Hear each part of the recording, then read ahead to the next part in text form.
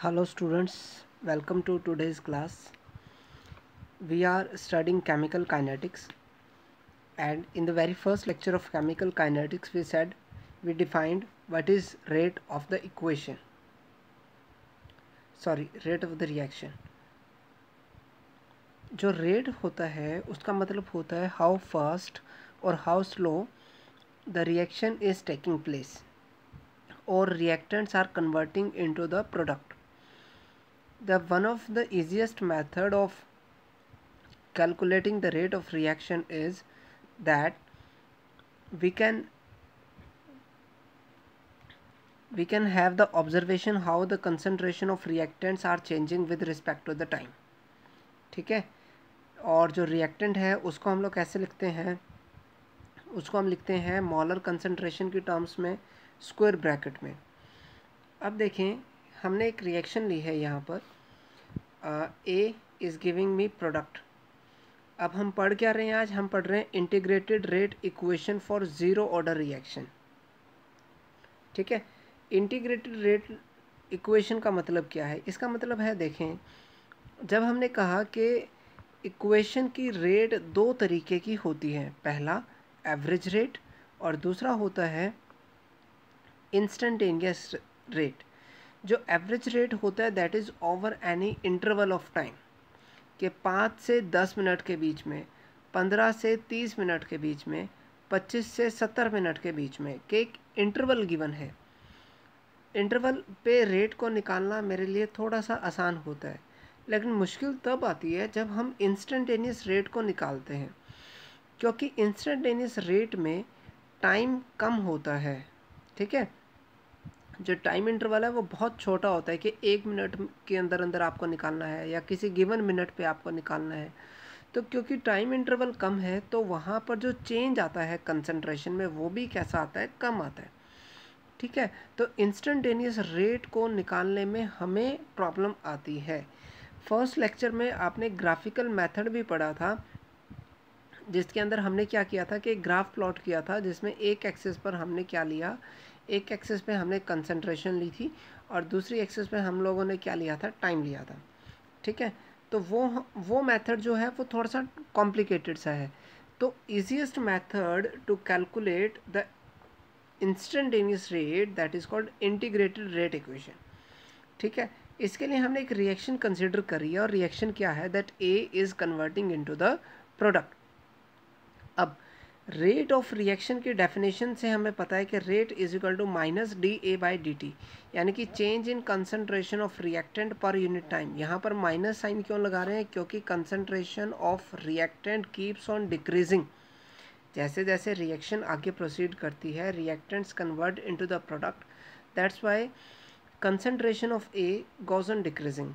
जबकि इसी इक्वेशन के लिए अगर मुझे रेट निकालनी हो, कहाँ से? By using rate law. तो रेट लॉ से हमें पता है कि रेट इज इक्वल टू, देखो, दो हमें पता चले कि rate is equal to minus D A by D T. कहाँ से पता चला? From definition. ठीक है, ये डेफिनेशन से पता चला. ऐसे ही कि rate is equal to K reactant raise to some power X. And ये कहाँ से पता चला? ये हमें पता चला फ्रॉम रेट लॉ. और x क्या होता है? x होता है order of reaction. Order of reaction. अब हमें किसके लिए करना है? ज़ीरो ऑर्डर के लिए, यानी कि x की वैल्यू क्या है? ज़ीरो है. अगर x की वैल्यू ज़ीरो है तो हमें पता है, लेट मी से this is equation 1, this is equation 2. अब क्योंकि इक्वेशन तो एक ही है, रिएक्शन तो एक ही है ना, और रिएक्शन क्या है? That A is converting into the product. तो इस गिवन रिएक्शन के लिए चाहे मैं रेट को इस मेथड से निकालूं या फिर मैं इस मेथड से निकालूं, रेट तो क्या आएगी? सेम आएगी. यानी कि इक्वेशन 1 और इक्वेशन 2 की जो लेफ्ट हैंड साइड है वो इक्वल है, तो राइट हैंड साइड भी क्या होनी चाहिए? इक्वल होनी चाहिए. Means what I will get is minus D A by D T is equal to K A raise to the power X. Minus D A by D T K A raise to the power X, क्योंकि order of reaction is 0 तो x की value क्या आ जाएगी, 0 आ जाएगी, तो k into ए की power 0। अब mathematically किसी चीज़ की पावर 0 मीन्स इक्वल टू 1, तो यहाँ पे क्या आ जाएगा, minus D A is equal to K into D T.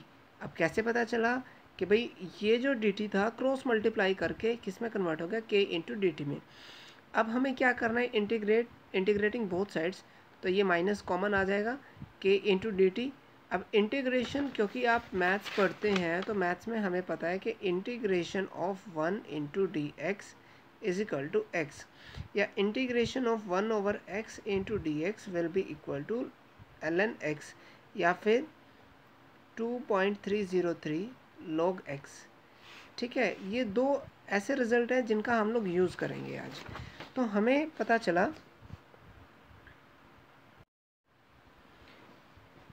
तो यहाँ से हमें पता चला कि इंटीग्रेट करेंगे तो डी ए, जैसे डी एक्स का क्या आता है, एक्स आ जाता है, ऐसे डी ए का इंटीग्रेशन क्या आ जाएगा, ए। ये माइनस यहाँ लगाए या यहाँ लगाए तो एक ही बात है, तो मैंने क्या कर रखा है, इसको यहाँ लगा रखा है, तो क्या आ जाएगा, माइनस के टी प्लस सी। ठीक है, या तो आप इसको ऐसे लिख लें या फिर आप इसको ऐसे भी लिख सकते हैं कि integration of D A is equal to minus integration of K into D T. अब के क्या होता है, रेट कांस्टेंट होता है, और कांस्टेंट इंटीग्रेशन से कहाँ आ जाता है, बाहर आ जाता है, तो के तो आ जाएगा बाहर, अंदर इंटीग्रेशन किसका बचेगा, डी टी का। तो जैसे D A is equal to A, ऐसे D T will be equal to T. अब क्योंकि इंटीग्रेशन कैसा है, इनडेफिनिट है, तो प्लस में क्या आ जाएगा, सी। इनडेफिनिट किसको बोलते हैं ये भी समझ लो, कि आपने फिज़िक्स में बहुत सारे ऐसे डेरिवेशंस किए हैं, जब आप इंटीग्रेशन के ऊपर यहाँ एक लिमिट लगा देते हैं कि x1 से x2 या y1 से y2 या v1 से v2, जैसे हम थर्मोडायनेमिक्स में भी लगाते हैं v1 से v2, जहाँ लिमिट होती है तो उसको हम लोग बोलते हैं डेफिनेट इंटीग्रेशन, और जहाँ लिमिट नहीं होती उसको हम लोग बोलते हैं इनडेफिनेट। और जब भी लिमिट नहीं होगी तो एक कांस्टेंट ऐड होता है, that is called constant of integration. अब अगर ये कांस्टेंट है तो इसकी वैल्यू कुछ ना कुछ होगी, तो क्या कैसे निकालेंगे, देखें कि लेट में से कि time is equal to 0। If time is equal to 0 तो कंसंट्रेशन तो चेंज होगी नहीं, जो रिएक्टेंट की कंसंट्रेशन होगी वो इसकी इनिशियल मतलब ए नॉट कंसंट्रेशन के बराबर होने वाली है। तो यहाँ से पुट करें कि टी इज इक्वल टू 0 और ए की जगह क्या पुट कर दिया, A not, what I will get C is equal to A not. अगर C is equal to A not को पुट कर देंगे आप इक्वेशन 1 में, तो इक्वेशन 1 चेंज किस में हो जाएगा, A is equal to minus K T plus A not, या K T is equal to A not minus A, या K is equal to 1 over T A not minus A. ठीक है, अब units क्या होंगी, रेट कांस्टेंट। अरे भाई जब ऑर्डर क्या है, 0 है, लास्ट वीडियो लेक्चर में भी हम बता चुके हैं कि यूनिट ऑफ के से हम ऑर्डर ऑफ रिएक्शन कैसे पता कर सकते हैं। अब यहाँ तो हमें सीधा सीधा ऑर्डर ऑफ रिएक्शन पता है, तो वहाँ से मैं क्या कर सकता हूँ, यूनिट कांस्टेंट की जो है यूनिट्स रेट कांस्टेंट की यूनिट को लिख सकते हैं, और वो कितनी आएगी, मोल पर लीटर पर सेकेंड। ठीक है, इसी के अंदर एक और चीज़ आती है, calculation of half life. Calculation of half life का मतलब क्या होता है, देखें कि मान लेते हैं कि एक आदमी है जिसकी एज है 100 ईयर्स, 100 ईयर्स में, और आज उसकी एज कितनी हो गई है, 50 हो गई है। 50 होने का मतलब है कि उसने अपनी आधी ज़िंदगी जी ली, कि भाई टोटल एज कितनी है, 100 ईयर्स, और वो कहाँ खड़ा हुआ है, वो खड़ा हुआ है 50 पर, 50 क्रॉस हो चुके, तो हाफ लाइफ तो हो गई।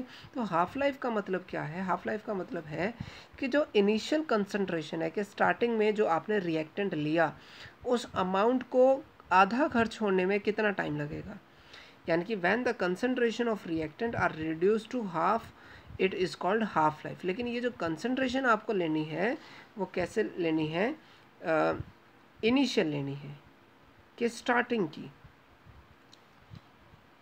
कैसे लेनी है, इनिशियल लेनी है। When the initial concentration of reactant are reduce to half it is called half life, यानी कि time taken for that completion is called half life. तो उसको कैसे लिखते हैं, टी हाफ, यानी कि यहाँ पर इस इक्वेशन में देखो क्या था, इस इक्वेशन में A not is the concentration at time 0, जबकि A is the concentration at this time, कि टी टाइम पर कंसंट्रेशन कितनी है, ए है, ठीक है। तो ऐसे ही हमने क्या कहा, टी हाफ का, टी हाफ पे क्या होगा कि जो इनिशियल कंसंट्रेशन थी उसका हाफ आ जाएगा, यानी कि जहाँ ए है उसको हम लोग कहाँ क्या पुट करेंगे, A not by two, putting the value of value in putting this value in equation 2, what we get K is equal to 1/t A not minus A not by two. मतलब जहाँ पर क्या था, खाली ए था at time T, T की जगह मुझे क्या लिखना है, मैं यहाँ टी की जगह लिखूँगा टी हाफ, ठीक है। तभी मेरे लिए आसान होगा समझना कि ए क्या है, कंसंट्रेशन और एट टाइम टी, और हाफ पर कंसंट्रेशन क्या होगा, इनिशियल का हाफ हो जाएगा, यानी कि ए नॉट बाई टू। इसको अगर आप कैलकुलेट करते हैं तो आपके पास क्या आ जाएगा, T half is equal to 1/k A naught by two. यानी कि यहाँ पर अगर नोट करने की बात है, if the reactant A is gaseous and the pressure are measured instead of molar concentration, then for zero order reaction, कि जहाँ पर कंसंट्रेशन है वहाँ पर आपको क्या पुट करना है, प्रेशर पुट कर देना है, क्योंकि गैसेस में प्रेशर को हम लोग ज़्यादा आसानी से मेज़र करते हैं।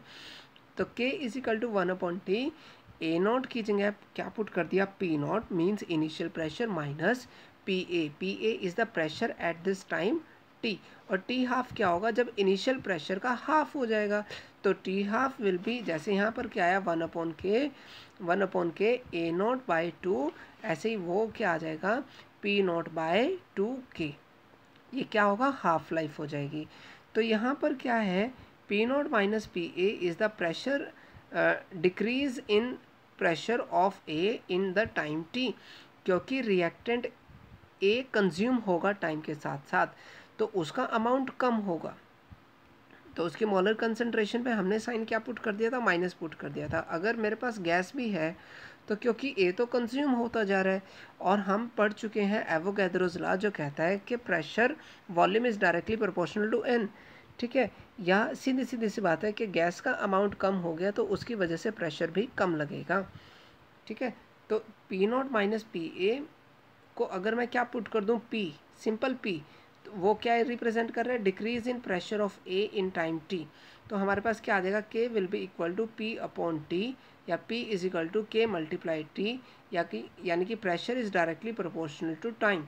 It means decrease in pressure of gas is directly proportional to the time, कि जितना ज़्यादा आप टाइम के बाद उसको ऑब्ज़र्व करोगे उतना ज़्यादा प्रेशर क्या होता रहेगा, डिक्रीज़ होता रहेगा। क्यों डिक्रीज़ होता रहेगा, क्योंकि रिएक्टेंट लगातार किस में कन्वर्ट हो रहा है, वो कन्वर्ट हो रहा है प्रोडक्ट के अंदर, क्योंकि रिएक्टेंट का अमाउंट लगातार कम हो रहा है। तो इसका मतलब है रिएक्टेंट की वजह से लगने वाला प्रेशर भी लगातार क्या होता रहेगा, कम होता रहेगा, ठीक है। तो moving on, time to complete the reaction. अब कितना टाइम लगेगा वो देखते हैं कि अगर आपको रिएक्शन को कंप्लीट करना है, रिएक्शन को क्या करना है, कंप्लीट करना है, 100% कराना है, तो इसका मतलब है रिएक्टेंट का अमाउंट क्या हो जाएगा, ज़ीरो, और प्रोडक्ट का अमाउंट क्या हो जाएगा, मैक्सिमम। यानी कि जब रिएक्टेंट का अमाउंट ज़ीरो हो जाए, ए की वैल्यू क्या आ जाए, ज़ीरो, तो टी 100% क्या आ जाएगा, ए नॉट बाय के, ठीक है, ए नॉट बाय के। 100% तो ऐसे ही निकलेगा ना, 100% तो ऐसे ही निकलेगा। कैसे निकलेगा, देखें यहाँ पर थी k is equal to 1/T A not minus A. अब इस a की जगह क्या पुट करना है, 0 पुट करना है, तो यहाँ से t 100 क्या आ जाएगा, ए नॉट बाय के। यही हम यहाँ पर निकाल रहे हैं कि ए नॉट बाय के। और ऐसे 3/5 करना है तो this will B 1/5 times of T half, ठीक है। आप इसको कैलकुलेट भी कर सकते हैं। कैसे कैलकुलेट कर सकते हैं, देखें कि आपको इसको कैलकुलेट करने के लिए एक बात समझनी पड़ेगी। देखें हम क्या डिराइव करना चाहते हैं, हम डिराइव करना चाहते हैं कि t 3/4 is equal to 1/5 times of T half, ये हम लोग डिराइव करना चाहते हैं।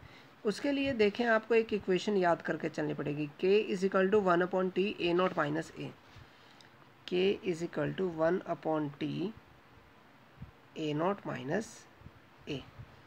ये एक इक्वेशन है जो आपको याद करके चलनी पड़ेगी। तो यहाँ से देखें क्या करेंगे हम कि हमें क्या करना है, टी हाफ निकालना है। तो टी हाफ तो अभी अभी हमने डिराइव किया था, वो कितना आया था, वो आया था हमारे पास कि ए नोट बाय 2k। ठीक है, ऐसे ही टी 3/4 आपको निकालनी है। 3/4 निकालने का मतलब क्या है कि वो आ जाएगा 1/k ए नोट माइनस 3/4 होने का मतलब क्या है कि वो कंज्यूम हो गया 3/4, कंज्यूम हो गया 3/4, तो बचेगा कितना, ए नोट का सिर्फ और सिर्फ 1/4। ठीक है, तो यहाँ से आ जाएगा कि T 3/4 is equal to 1/k 3a0/4। ठीक है, या फिर मैं इसको जो है ऐसे भी लिख सकता था, दैट 1/k और a0/2 मल्टीप्लाई 3/2। तो ये तो क्या बन गया मेरे पास, टी हाफ बन गया, और 3/2 मतलब 1.5, यानी कि T 3/4 T 3/4 is equal to 1/5 times of T half. ठीक है, ये इसका 1.5 गुना टाइम लगने वाला है। तो ये हमारे पास कुछ डेरिवेशंस हैं, किसके बेस्ड, ज़ीरो ऑर्डर के बेस्ड। लेकिन अगर मैं इसका ग्राफ समझूं तो ग्राफ भी मेरे पास आ जाएगा, यानी कि graphical representation for zero order. ठीक है, अब इसके लिए देखें क्या है, आपके पास मैथमेटिकली एक इक्वेशन होती है जिसको हम लोग क्या बोलते हैं, y is equal to M X plus C, y is equal to M X plus C. तो यहाँ पर m क्या होता है, m is the slope of the line, slope of line. अब यहाँ देखें कि हमने x एक्सिस पे क्या लिया, टाइम, और y एक्सिस पे क्या ली, कंसंट्रेशन। ठीक है, x एक्सिस पे क्या लिया, टाइम, और y एक्सिस पे क्या ली, कंसंट्रेशन।